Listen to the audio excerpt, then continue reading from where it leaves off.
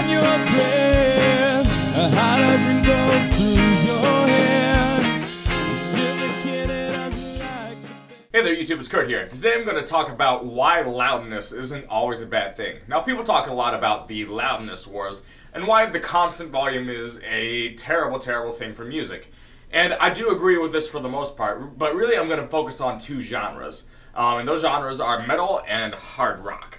So in these genres, obviously we have an overdriven guitar most of the time. And when you overdrive a guitar, the overdrive is naturally compressing the tone of your guitar.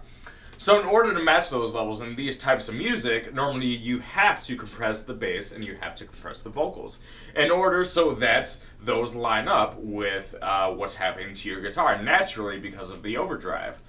So really most of your dynamics, it comes from the interaction between these three instruments and then the drums. The drums provide a lot of dynamics. So when it comes to loud parts of the song, what will happen is if you're playing loud drum parts and you're doing heavy crashes that are consistent, doing quarter notes or eighth notes, what you'll have is you'll have a lot of volume coming from all of the instruments. It'll be more of a straight line volume instead of a dynamic volume. It would be more of a straight kind of, yeah, that's weird, but it'll be more kind of a straight type of waveform. So what will happen there is that when you master that, you can absolutely do nothing to the mastering, and actually your RMS, your root mean square, will actually be really high, and your resting decibel rate will still be really high when you actually haven't done anything to the track at all. And I've actually experienced this with some of my music when I've went in and mastered it. So the point of this video is that if you have loud parts of a song that have a high resting RMS and aren't as dynamic as the other parts of the song, that can be a form of artistic expression. You're just making loud music, and that goes with metal too. So I feel like some people have maybe too high of standards when they talk about the loudness war. Really, a lot of your dynamics when you're writing that kind of music just comes from your writing. So it really comes down to at what point in the song is your music dynamic. In my opinion, it can go from non-dynamic to being dynamic to being non-dynamic again. And that's actually a form of dynamic expression when you actually play with different resting RMSs throughout the song. That's what makes it good.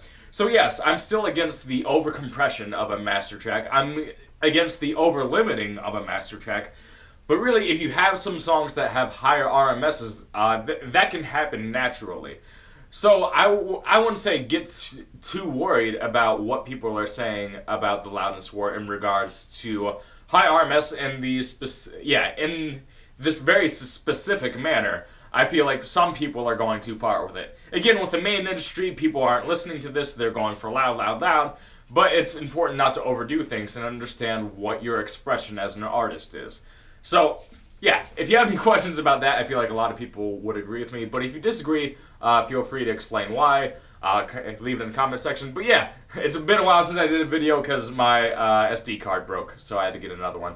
So hopefully this is good for you guys. But yeah, like, subscribe.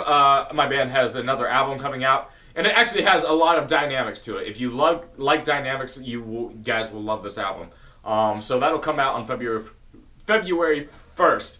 So we are American Time Machine. Go ahead, give us a like, subscribe this video, share it if you want it, thumbs up.